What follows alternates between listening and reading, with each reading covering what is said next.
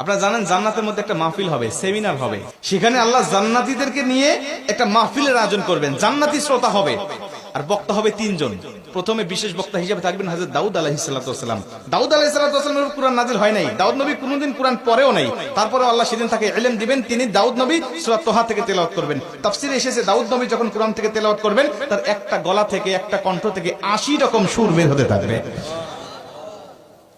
জান্নাতীরা দাউদ নবীর কণ্ঠে তেলাওয়াত শুনে তো পাগল, বলবে আল্লাহ কি তেলাওয়াত শুনতেছি, আমরা তেলাওয়াত শুনে শুনে জান্নাতে থাকতে চাই, আর কিচ্ছু চাই না। আল্লাহ বলবে এর থেকে কি সুমধুর তেলাওয়াত শুনতে চাও না?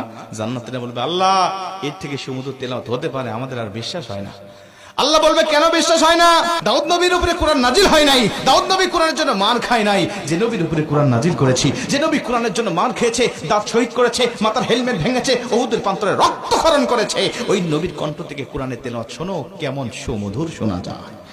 আমার নবী যখন সূরা ইয়াসিন থেকে তেলাওয়াত করবেন জান্নাতীরা তো পাগল হয়ে যাবে, বলবে আল্লাহ কোনো হুর চাই না, কোনো গেলমান চাই না, কোনো নাজ নিয়ামত, কোনো শরাব, কোনো ঝর্ণা, কোনো কিচ্ছু চাই না।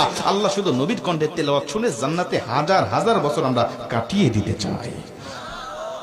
আল্লাহ বলবে জান্নাতি এর থেকেও কি সুমধুর তেলাওয়াত তোমরা শুনতে চাও না? জান্নাতীরা বলবে আল্লাহ এর থেকে সুমধুর তেলাওয়াত হতে পারে, এটা আমাদের আর বিশ্বাসই হয় না। জান্নাতীরা কেন বিশ্বাস হবে না বলো?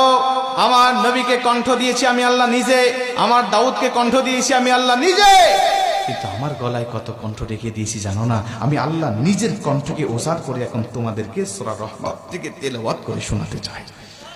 আমার আল্লাহ সেদিন টান দিবেন সূরা রহমান থেকে, আর রহমান বলবেন না, তিনি আনার রহমান বলে টান দিবেন। আমি রহমান, যে রহমানের কথা দুনিয়াতে তোমরা শুনেছো, যে রহমানের ভয়ে দুনিয়াতে পাপ থেকে বিরত ছিলে, যে রহমানের ভয়ে তাহাজ্জুদের ওয়াক্তে দাঁড়িয়ে চোখের পানি বিসর্জন দিয়ে নামাজ আদায় করেছো, যে রহমানের ভয়ে সারাটা দিন রোজা রেখেছো, যে রহমানের ভয়ে তোমরা সত্যের পক্ষে চলেছো, ওই রহমান